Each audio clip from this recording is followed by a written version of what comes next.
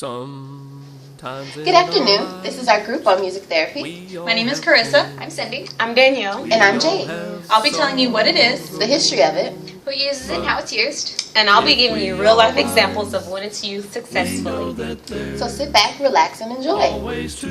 I'll be talking about what is music therapy.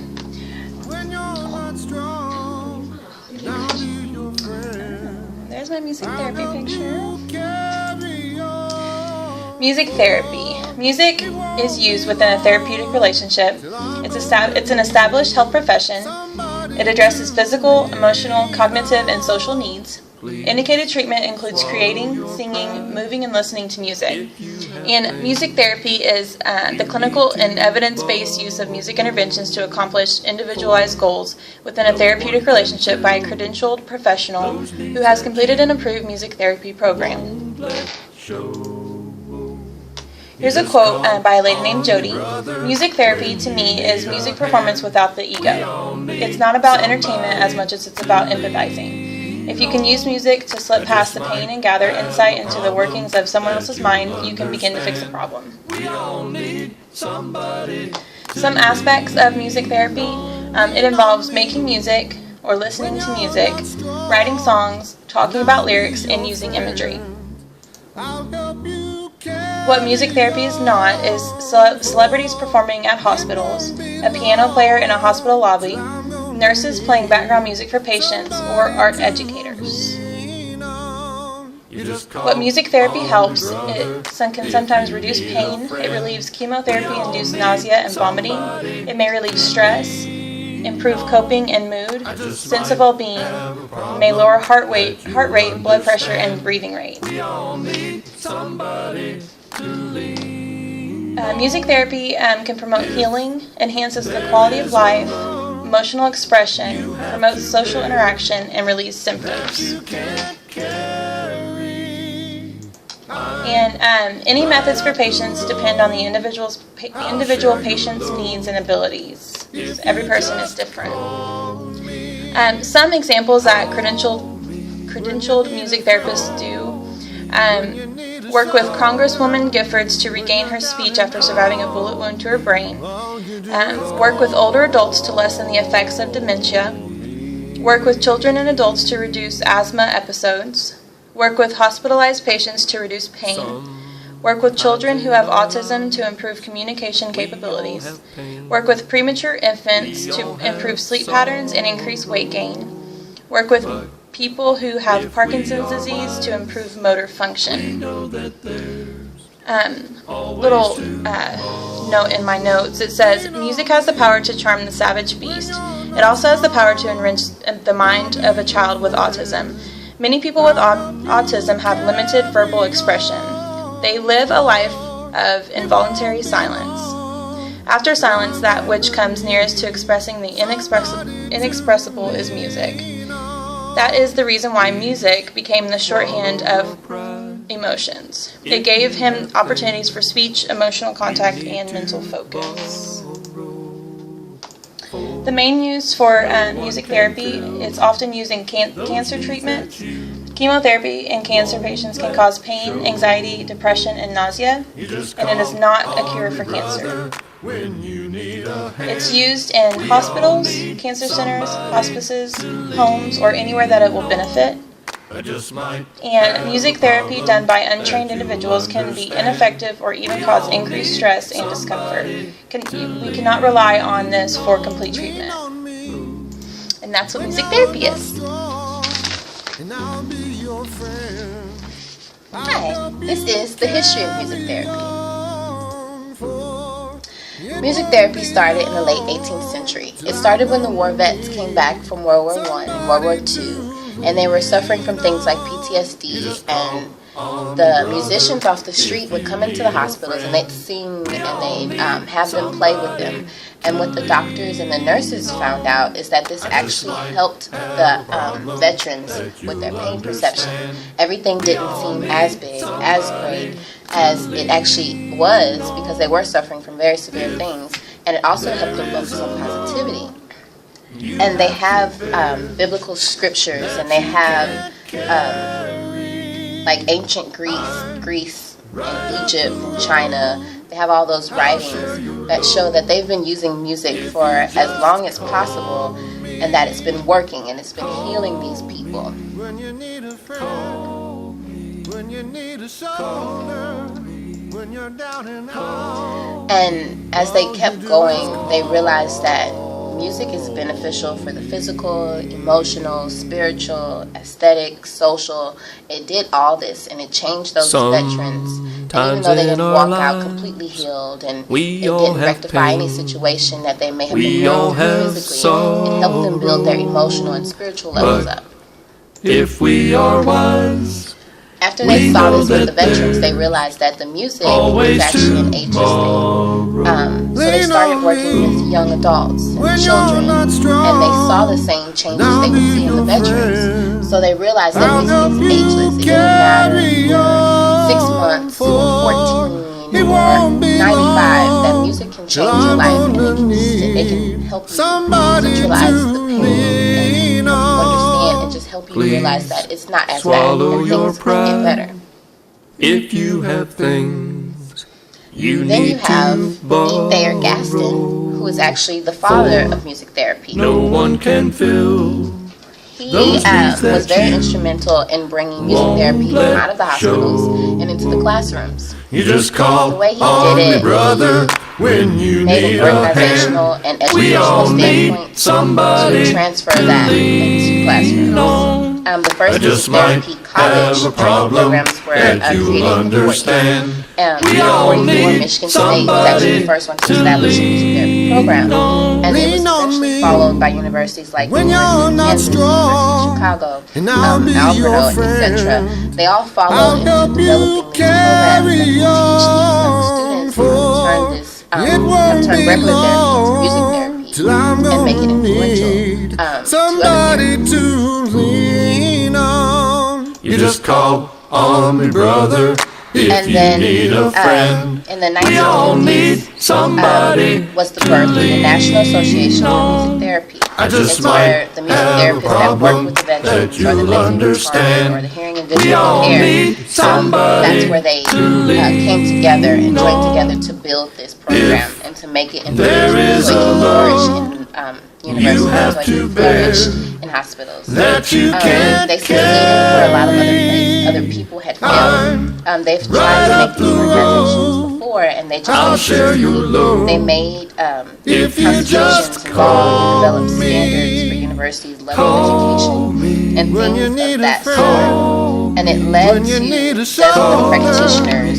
joining together to join this organization and to All learn you do more. is call. And once they saw how great it became, they actually formed the American Music Therapy Association in 1998. It's a merger between the National Association for Music Therapy and the Association for Music Therapy. The AMTA united the music therapy profession for the first time since 1971, and currently the AMTA is the intellectual home and serves over 5,000 music therapists. It publishes 2 research journals a year, as well as a line of publications. It serves as an advocate for music therapy of the state and federal levels. It promotes music therapy through social media streams and provides research bibliographies, podcasts, scholarships, and newsletters to its members. And music therapy is actually the single largest music therapy association in the world. It represents music therapists in the U.S. and in over 30 countries around the globe. You need to borrow. And that is the history of music therapy. No one can fill. All right, my turn. Now I'm not all fancy like these ladies were with the PowerPoint, so we're just gonna have to deal with my face. All right. So when is it used or who uses it? One of the groups that uses it is the military, as you've already heard, and they use it for coping and stress management. They also use it to address issues associated with symptoms of PTSD, and there are also programs that address the needs of service members and veterans with polytrauma and rehab. And there's also autism spectrum disorder that uses music therapy interventions to focus on enhancing social, communicative, motor and sensory, emotional and academic, cognitive functioning, or music skills in individuals with autism spectrum disorder. The next group is the Alzheimer's disease, and they use it to help with memory recall, positive changes in mood and emotional state, and to gain a sense of control over their life. They also use it for an awareness of their self and environment, and to help with anxiety and stress reduction, social interaction, and other things. Another group would be the persons in correctional and forensic setting. So these will include adolescents and adults that are in jail, individuals in secure mental health facilities, persons living in halfway houses, group homes, and intensive sanctions programs, and individuals on probation and parole. For these individuals, it helps increase self-awareness.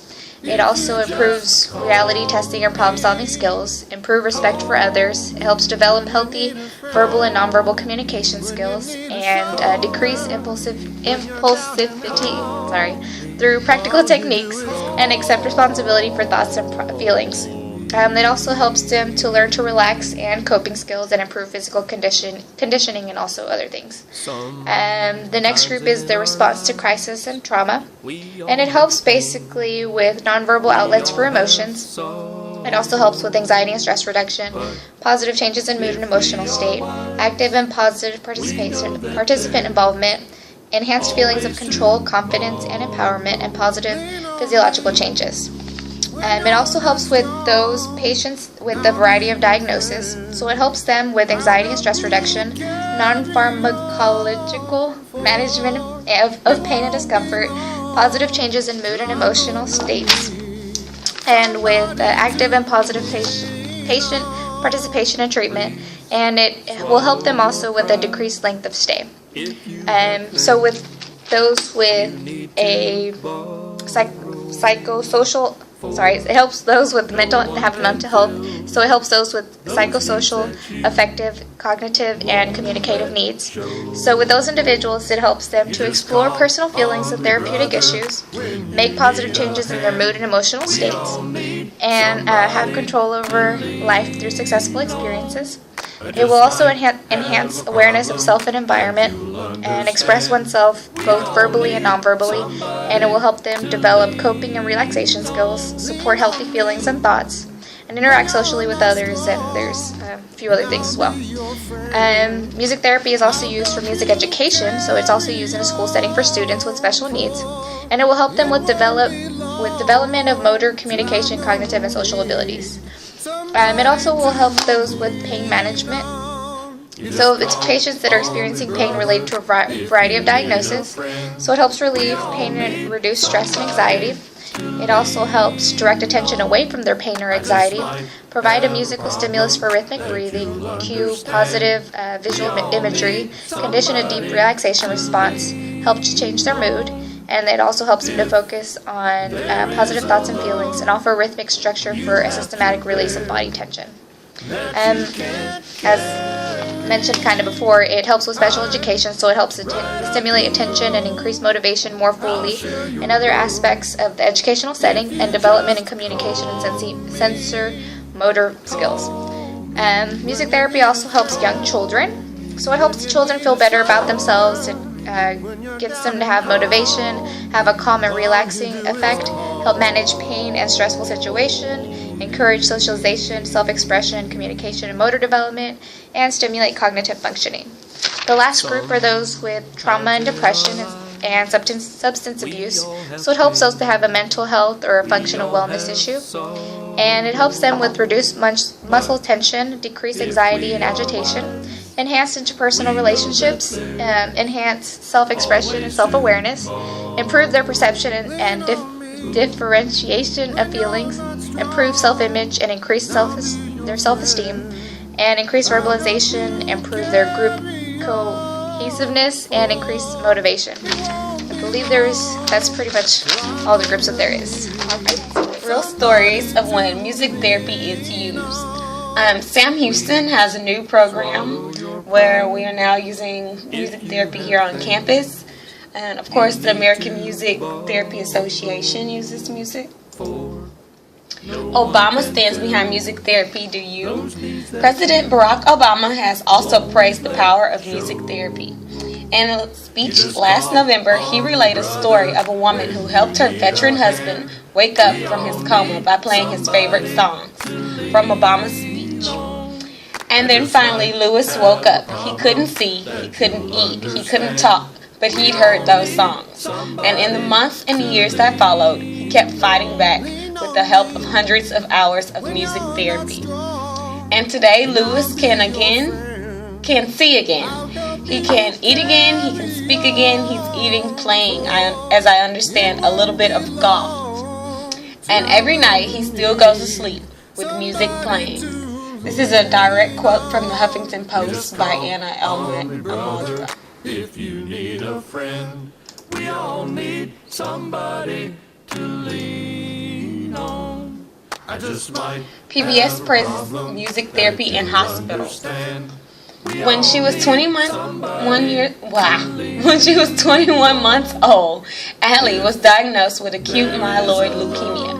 Now 4, she has spent more than half her life in and out of cancer hospitals. Her schedule includes extensive medical treatments, but there's one session she looks forward to each week: music therapy with Betsy Hartman. For patients who need exercise but feel too exhausted because of their harsh medicines and treatments they are receiving, music provides a physical outlet. When you have a guitar or a drum or a maraca in your hand, sometimes you can't help but dance, said Hartman, who works solely with patients in the cancer unit at Seattle Children's Hospital. sometimes in our The quote is from PBS page written by Layla Kasemi. we all have sorrow. Eminem and Rihanna's Monster helps adults with developmental disabilities. Always to Client-preferred music is a huge part of music therapy. Higher Octave Healing and their staff utilizes Eminem's Monster song and many other hip-hop/pop tunes during my visit. With so many negative stereotypes floating around about hip-hop music, I'm ecstatic to expose the positive of hip-hop, said Warren. please swallow your pride. Information courtesy of WebWire.com. You need to borrow. Autistic kids find music therapeutic. No one can fill those needs that At music teacher Jenny Sarf's Monaplian home on a recent Friday evening, 8-year-old Josh S. is up and out of his seat, pacing the foyer, fiddling with CDs, and nudging his mom for one thing or another, all within a span of a few minutes. But when Josh, who has autism, takes his seat at the piano in Sarf's living room, the fidgeting stops. He's all concentration. The second grader sings a little to himself, pauses to think about his next keystroke, note for note, and without sheet music, he plays the melody from Edvard Grieg's Morning Mood, a song he had just overheard another boy singing. As the end of our presentation, if you need a friend, we all need somebody to lean on. I just might have a problem that you'll understand. We all need somebody to lean on. If there is a load you have to bear that you can't carry, I'm right up the road. I'll share your load. If you